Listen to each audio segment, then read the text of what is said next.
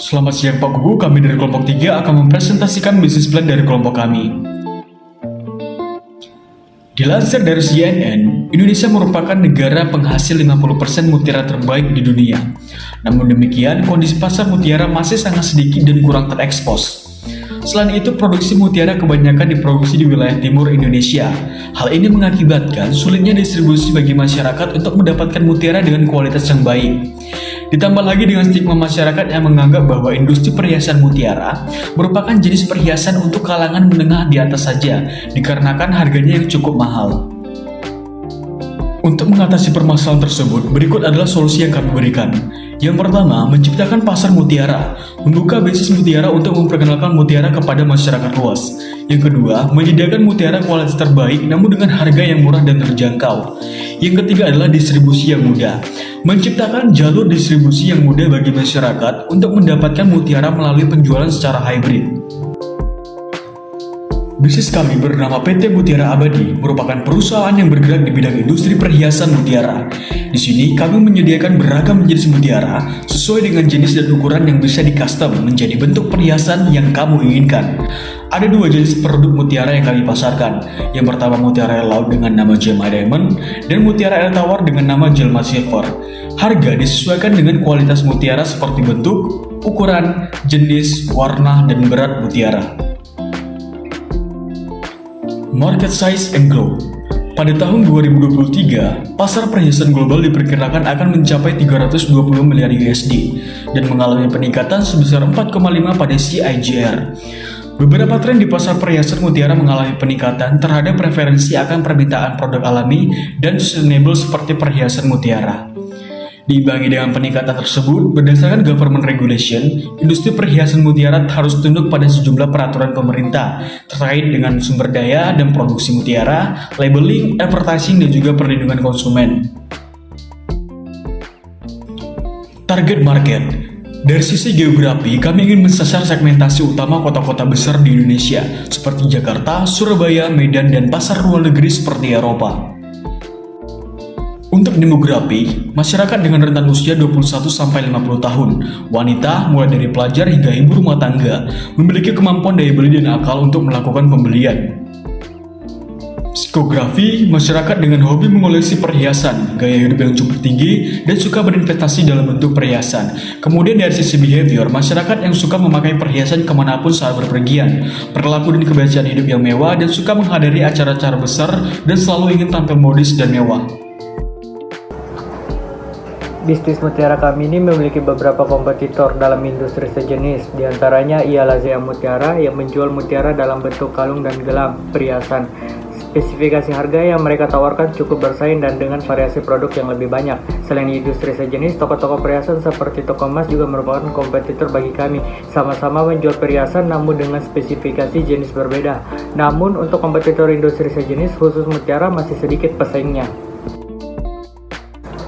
Selanjutnya ada strategi position. Usaha Mutiara Abadi berada dalam strategi pengembangan atau growth. Dapat dilihat dari 4 besar pelaku usaha mutiara yang berada di sekitar Jawa Timur yang menjadi kompetitor Mutiara Abadi. Yang pertama ada Zea Mutiara, kedua ada Tirta Mutiara, 3 Jewelry Nickel, dan keempat ada Bali Pearl.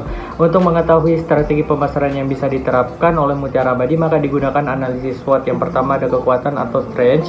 Harga pokok penjualannya ditetapkan sangat terjangkau. Selanjutnya ada kelemahan atau weakness, kurangnya tenaga kerja.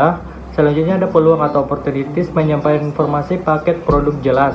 Dan terakhir ada ancaman atau threat, tidak adanya hubungan bisnis dengan pengusaha mutiara lain. Selanjutnya ada marketing plan and sales. Dengan mengikut sertakan bisnis di tiap-tiap pameran secara perlahan namun pasti, produk mutiara kami bisa dikenal oleh masyarakat melalui sosial media. Promosi menjadi lebih efektif dikarenakan jangkauannya yang luas dan cepat.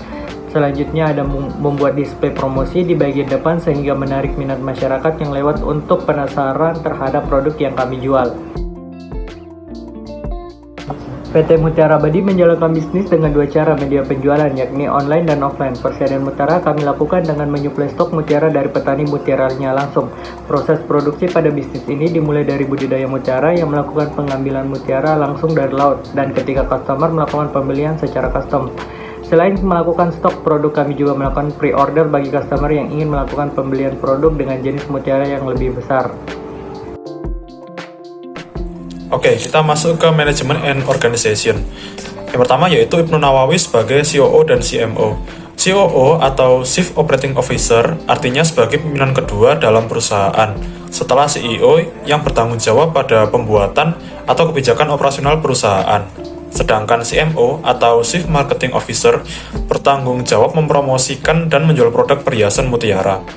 Lalu yang kedua ada Muhammad Kevin Dahlan sebagai CEO, yang artinya sebagai orang yang bertanggung jawab dalam membuat keputusan terkait usaha yang didirikan dan mengawasi secara keseluruhan setiap aspek bisnis.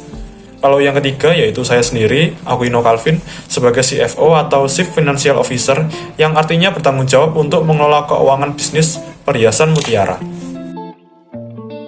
Kita masuk ke Financial Projection. Persentase keuntungan kami ambil 105% per gram. Mutiara kami ada dua jenis, yaitu mutiara air laut dan juga air tawar. Mutiara air laut memiliki harga yang lebih tinggi, dikarenakan tingkat kesulitan dalam menemukannya. Awal penjualan ini kami asumsikan 10 pesanan per minggu, berisi 5 mutiara air laut dan juga 5 mutiara air tawar. Perhitungan selesai. Berikut adalah total pendapatan per minggu dari mutiara air laut dan juga air tawar. Berikut milestone untuk bisnis mutiara abadi. Yang pertama yaitu kita mulai dari pembukaan toko fisik, yang kedua ekspansi ke pasar online, yang ketiga perluasan jaringan pemasaran dan distribusi, yang keempat perkenalan produk varian baru, contohnya perhiasan dari mutiara jenis lain, yang kelima yaitu meningkatkan loyalitas pelanggan, yang keenam yaitu memiliki reputasi yang baik. Untuk exit strategi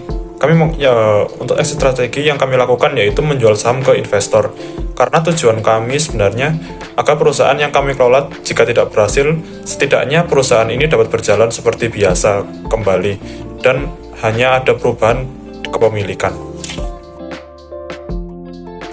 Lalu kita masuk ke The Executive Summary and Collection.